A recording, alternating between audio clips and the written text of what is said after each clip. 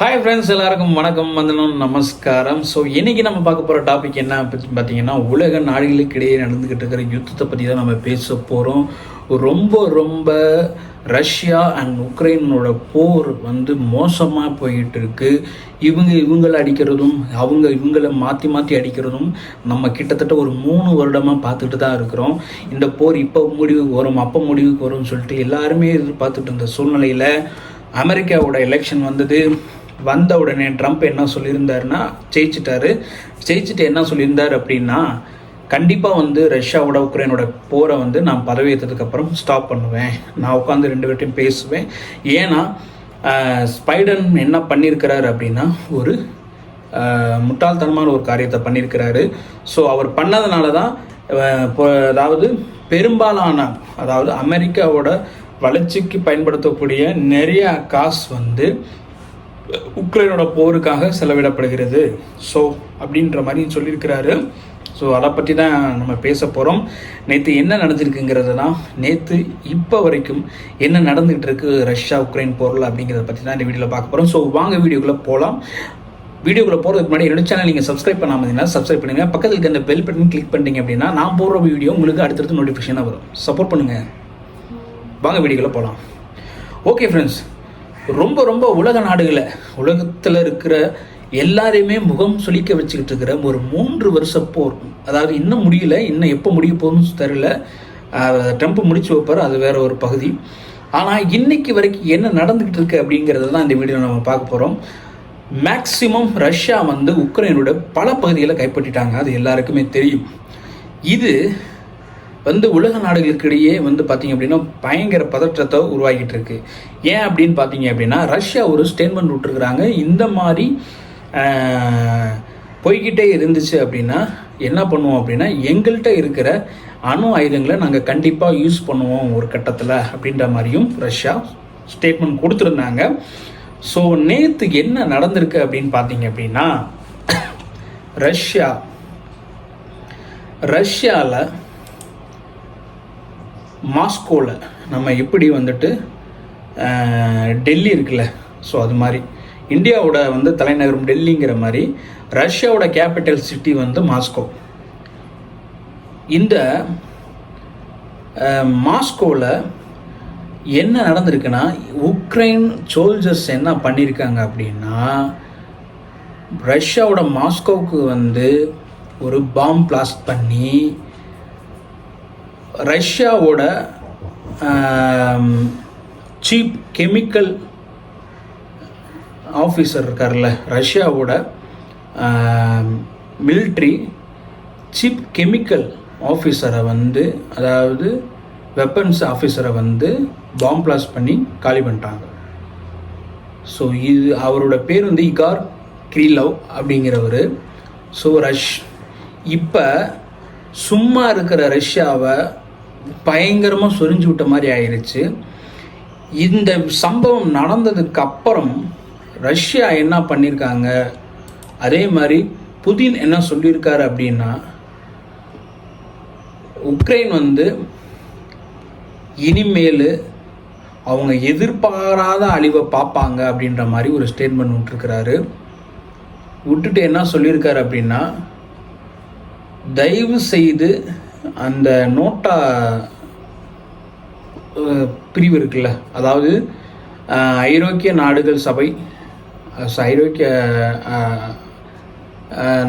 அது வேற, இவங்க இருக்காங்கல்ல, ஐரோப்பிய நாடுகள் இருக்காங்கல்ல, ஸோ அந்த நாடுகளுக்கு சப்போர்ட் பண்ணுற ஒரு அமைப்பு தான் இந்த நோட்டா அமைப்பு. இந்த நோட்டா அமைப்பில் உள்ள சோல்ஜர்ஸ் தான் உக்ரைனுக்கு பயங்கரமாக சப்போர்ட் பண்ணிகிட்டு இருக்கிறாங்க. இவங்களை நான் வேற மாதிரி பண்ணிடுவேன்ற மாதிரி வான் பண்ணியிருக்கிறாரு புதின். என்ன சொல்லியிருக்கிறாருன்னா, இவங்க பண்ணுறது கொஞ்சம் கூட நியாயம் இல்லை, தயவு செய்து அபாய எல்லையை தாண்ட வச்சிடாதீங்க, அப்படி தாண்டிட்டா உங்களுக்கு தான் தலைவலி, ஹோல்ஸ் லிங்க் மூலமாக நோட்டாக்கு பாடம் போட்டும் தவற மாட்டேன் அப்படின்ற மாதிரி புதின் ஒரு ஸ்டேட்மெண்ட் விட்டுருக்கிறார். ஸோ இந்த சம்பவத்துக்கு பிறகு மறுபடியும் அவர் வான் பண்ணியிருக்கிறாரு, தயவு செய்து இது கொஞ்சம் கூட நியாயம் இல்லை, அபாயம் இல்லை, தாண்ட வச்சிடாதீங்க. அப்படி தாண்டிட்டா உங்களுக்கு தான் தலைவலி. ஆர்ஸ்னிக் மூலம் நோட்டாக்கு பாடம் போட்டும் தவற மாட்டேன் அப்படின்றார். அதாவது என்ன சொல்லியிருக்காரு அப்படின்னா, நியூக்ளியர் வெப்பன் மூலமாக வந்து பார்த்தீங்க அப்படின்னா கண்டிப்பாக வந்துட்டு நான் நோட்டாவுக்கு பாடம் புகுட்டுவேன், அவங்க பண்ணுறது கொஞ்சம் கூட நல்லா இல்லை அப்படின்ற மாதிரி சொல்லியிருக்கிறாங்க. இன்னைக்கு 24 மணி நேரத்தில் கிட்டத்தட்ட 400 உக்ரைன் சோல்ஜர்ஸ் கொல்லப்பட்டிருக்கிறாங்க. இதை யூஎஸ் டிஃபென்ஸ் சிஸ்டம் இதை இது பண்ணியிருக்காங்க, அரெஸ்ட் பண்ணியிருக்காங்க. இல்லை அப்படிலாம் இல்லைன்ற மாதிரி. ஆனால் அதிகாரப்பூர்வமாக ரஷ்யா என்ன பண்ணியிருக்காங்கன்னா அறிவிச்சிருக்கிறாங்க, கிட்டத்தட்ட ஒரு 400 சோல்ஜர்ஸ் நாங்கள் 24 ஹவர்ஸில் காலி பண்ணியிருக்காங்க. ஸோ ட்ரம்ப் நமக்கு ஆல்ரெடி சொல்லியிருந்த விஷயந்தான், த army tactical missile system to strike Russia, Biden's decision so stupid. Why would they do that without asking me? I think it was a big mistake. We'll talk to Putin and Zelensky to stop carnage. So இது ஒரு பெரிய mistake, முட்டாள்தனமான காரியத்தை பண்ணியிருக்கிறார் Biden. நான் கண்டிப்பாக என்ன பண்ணுவேன், புதின்ட்டையும் ஜெலன்ஸ்கியும் பேசி இதை கண்டிப்பாக இந்த போகிற மேக்ஸிமம் ஸ்டாப் பண்ண ட்ரை பண்ணுவேன் அப்படின்ற மாதிரி அவர் சொல்லியிருந்தார். ஆனால் அவர் பதவி ஏற்கிறதுக்கு இன்னும் கிட்டத்தட்ட ஒரு 20 நாள் 30 நாள் இருக்குன்னு வச்சுக்கோங்களேன். அதுக்குள்ளே ரஷ்யா என்ன பண்ணிங்கன்னா பயங்கரமாக ஒரு அடியை கொடுத்து உள்ளே பயங்கரமாக உக்ரைனோட பல பகுதிகளை கைப்பற்றிக்கிட்டே இருக்கிறாங்க. ஆனால் கைப்பற்றிக்கிட்டே இருக்கிறப்ப நடக்கிற விஷயம்னா, நேற்று நடந்த ஒரு விஷயம்னா என்ன பண்ணியிருக்காங்க அப்படின்னா, உக்ரைன் இந்த சைடு வழியாக உள்ள ரஷ்யாவோட கேபிட்டல் சிட்டி ஆஃப் மாஸ்கோவிலேயே ரஷ்யாவோட மிலிட்ரி சீப் கெமிக்கல் வெப்பன்ஸில் அந்த இதில் இருக்கக்கூடிய ஒருத்தரை பாம் பிளாஸ்ட் பண்ணி காலி பண்ணியிருக்கிறாங்க. இதுக்கு புதின் பயங்கரமான ஒரு எச்சரிக்கையை விட்டுட்டார். ரொம்ப சோதிக்கிறீங்க, இது கொஞ்சம் கூட நியாயம் இல்லை, அபாயம் இல்லையே, தாண்ட வச்சிடாதீங்க, அப்படி தாண்டிட்டா உங்களுக்கு தான் தலைவலி, ஓர்சோனிக் மூலம் நோட்டாவுக்கு பாடம் போட்ட தவற மாட்டேன் அப்படின்ற மாதிரி பயங்கரமாக வார்ன் பண்ணியிருக்கிறாரு. இன்னொன்று பார்த்தீங்கன்னா, ரீசண்டாக Starlink working for Ukraine military, it helps to attack Russia also, Russia shocking move game. So இது பார்த்தீங்க அப்படின்னா ரஷ்யாவோட ஸ்டார்லிங் கில்லர் இந்த மூலமாக என்ன பண்ணுறாங்க அப்படின்னா கிட்டத்தட்ட 400 சோல்ஜர்ஸை இது மூலமாக தான் கொண்டிருக்காங்க அப்படின்ற மாதிரி நியூஸ் வந்துக்கிட்டு இருக்கு. அதுக்கப்புறம் ரஷ்யாவோட CBST, அதாவது centre for unmanned system and techs, அதாவது இதை Kalinka monitoring system Starlink killer currently testing in Ukraine like ஓர்ஸ்னிக்.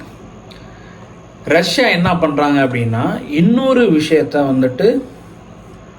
இது பண்ணுறாங்க, அப்சர்வ் பண்ணுறாங்க. அதாவது இங்கே உக்ரைன் பொருளை யூஸ் பண்ண போகிறாங்க.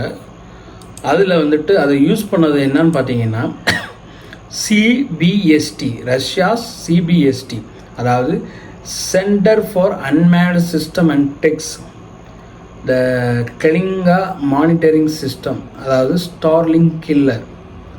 ஸோ இந்த கரண்ட்லி டெஸ்டிங் இன் உக்ரைனில் இந்த விஷயத்தை இது பண்ணிகிட்டு இருக்கிறாங்க ரஷ்யா. ஓகே, இன்னொரு விஷயம், ஆண்ட்ரி பெட்சிகவ், அதாவது அந்த CBSTயோட chairman, Kalinka can locate drones, boats, Baba Yaga and other devices linked to Starlink terminals within the range of up to 15 km. Detects the range depends on the terrain. அதாவது Ukraine கிட்டத்தட்ட ஒரு 15 kilometre டிஸ்டன்ஸில் இருந்தாலும் இந்த CBST இது மூலமாக அதை அவங்க எங்கே இருக்காங்கிறத கண்டுபிடிச்சி பதிலுக்கு அவங்களே தாக்கக்கூடிய ஒரு பெரிய திறன் கொண்டது அப்படின்ற மாதிரி சொல்கிறாரு. இதை நாங்கள் யூஸ் பண்ண போகிறோம். யூஸ் பண்ணிட்டா கண்டிப்பாக உக்ரைனுக்கு பயங்கரமான ஒரு பதிலடி இருக்குது அப்படின்ற மாதிரி இந்த ஆண்ட்ரி பெர்சிகோ, அதாவது இந்த சிபிஎஸ்டி சேர்மன் வந்து அவர் இதில் வந்து சொல்லியிருக்கிறார். ஓகே, இன்னைக்கு இருக்கிற சூழ்நிலையில் இந்தியா ரஷ்யா ஆஃப் டாக்ஸ், அதாவது visa free group tourist exchanges 2025, travel visa free to Russia, அதாவது before since August 2023 Indians eligible for visas. இந்தியாவுக்கும் ரஷ்யாவுக்கும் இருக்கிற அந்த நீண்ட நாள் நட்பு வந்து எந்த அளவுக்கு வந்து இதாக இருக்குது அப்படின்னு பார்த்தீங்க அப்படின்னா, இந்தியாவுக்கு வந்து ஆகஸ்ட் 2023 இந்தியன் வந்து எலிஜிபிள் ஃபார் விசாஸ், சரிங்களா. ஆனால் 2025 என்ன சொல்லியிருக்கு அப்படின்னா, travel visa free to Russia அப்படிங்கிறத ரஷ்யா வந்து அனௌன்ஸ் பண்ணியிருக்கிறாங்க. இது வந்து ஒரு விஷயம்தான். பட் இந்த மாதிரி போர் டைமில் வந்துட்டு கொஞ்சம் ட்ராவல் பண்ணுறது கொஞ்சம் கம்மி பண்ணுறது ரொம்ப நல்லது. So okay, Indian travel to Russia for business or official purpose 2023 கிட்டத்தட்ட 60,000+ இந்தியன்ஸ் ரெக்கார்ட்ஸ், அதாவது 60,000 மேலே வந்து பார்த்தீங்க அப்படின்னா வந்துட்டு ட்ராவல் பண்ணியிருக்கிறாங்க 2023. இந்தோட இன்க்ரீஸ், அந்த பெர்சன்டேஜ் ஆஃப் இன்க்ரீஸ் வந்து 26% ஃப்ரம் 2022 அதாவது 2022 ட்ராவல் பண்ணவங்களை காட்டிலும் மோர் தென் 26% ஆஃப் பீப்புள்ஸ் இந்தியன்ஸ் வந்து ரஷ்யாவுக்கு 2023 வந்துட்டு ட்ராவல் பண்ணியிருக்கிறாங்க. 60,000 இந்தியன்ஸ் வந்து ட்ராவல் பண்ணியிருக்காங்கன்னு சொல்லிட்டு ரெக்கார்டு வந்திருக்கு. சரி, ஓகே. இன்னொரு விஷயம், முக்கியமான ஒரு விஷயம் என்ன வேண்டியது அப்படின்னு பார்த்தீங்கன்னா, இந்த போர் ஒரு பக்கம் நடந்துக்கிட்டே இருக்குது. இது உலக நாடுகளுக்கும் ஒரு முகத்தை சுளிக்கிற மாதிரி தான் இருக்குது. இந்த போர்னால் நமக்கு எல்லாருக்குமே தெரியும், கடை கிராமத்தில் இருக்கிற ஒரு விவசாயி கூட தெரியும், இன்றைக்கி நம்ம சமைச்சு சாப்பிட்ற எண்ணெயிலிருந்து நம்ம வண்டிக்கு போகிற பெட்ரோல் வரைக்கும் ரேட்டு கூடினதுக்கு ஒன் ஆஃப் த ரீசன் இந்த உக்ரைன் ரஷ்யா போர் அப்படிங்கிறது எல்லாருக்குமே தெரியும். ஒரு நாடு இன்னொரு நாட்டோட போர் எடுக்கிறது, இன்னொரு சின்ன நாட்டை கைப்பற்றுறது, அதே மாதிரி பார்த்தீங்க அப்படின்னா ஒரு குரூப் ஆஃப் கண்ட்ரிஸ், இப்போ இந்த யூரோப்பியன் கண்ட்ரிஸ் இவங்களுக்கெல்லாம் இந்த நோட்டா அமைப்பு வந்து சப்போர்ட் பண்ணுறது, ரஷ்யன் சப்போர்ட் கண்ட்ரிஸ்லாம் பார்த்தீங்கன்னா அதுக்கு வந்து ரஷ்யன் சப்போர்ட் பண்ணுறது, இந்த மாதிரி வந்து நிறைய குழப்பங்கள் இந்த உலக நாடுகளுக்கு இடையே இருக்குது. இது எதனாலும் பார்த்தீங்கன்னா, நீ பெரிய ஆளா நான் பெரிய ஆளா அப்படிங்கிற ஒரு கான்செப்ட் தான். இப்போ இந்த உலக நாடுகள் வந்து நான் தான் எல்லாத்துக்கும் முதலாக இருக்கணும் அப்படின்னு சொல்லிட்டு வளர்ந்து வர்ற நாடுகளுடைய வளர்ச்சியை கெடுக்கிறதுக்கும் ஃபண்ட்ஸ் வந்து நிறைய செலவு பண்ணுறாங்க. எந்த நாடும் நமக்கு மேலே வளர்ந்துடக்கூடாதுங்கிறதுக்காகவே தன்னுடைய நாட்டோட பட்ஜெட்டில் மற்ற நாடுகளுடைய வளர்ச்சியை தடுக்கிறதுக்குன்னே ஏகப்பட்ட ஃபண்ட்ஸ் வந்து ஒதுக்குறாங்க. ஸோ அப்படி இருந்தும் கூட இந்தியா இந்த அளவுக்கு வளர்ந்துருக்கு அப்படின்னா அதுக்கு நமக்கு இந்த கவர்மெண்ட்டுக்கு தான் நம்ம ரொம்ப ரொம்ப நன்றி சொல்லியே ஆகணும். ஏன்னா ஒரு காலத்தில் இந்தியா அப்படின்னா இந்திய தலைவர்கள் ட்ராவல் பண்ணாங்கன்னா நம்ம நிறைய இடங்களை நம்ம பார்க்க முடியும், எந்த ஒரு ரெஸ்பான்ஸ் அந்தளவுக்கு இருக்காது, இந்தியாவை பற்றி பேசுகிறதுக்கு எந்த ஒரு விஷயங்களும் இருக்காது. ஆனால் இன்றைக்கி இருக்கிற சூழ்நிலையில் எந்த ஒரு ஃபீல்டாக இருக்கட்டும், எந்த ஒரு விஷயமா இருக்கட்டும், எந்த ஒரு ஸ்போர்ட்ஸாக இருக்கட்டும், எந்த ஒரு துறையாக இருக்கட்டும், இந்தியாவை பற்றி பேசாத அதர் கண்ட்ரிஸ் மீடியாஸே கிடையாது.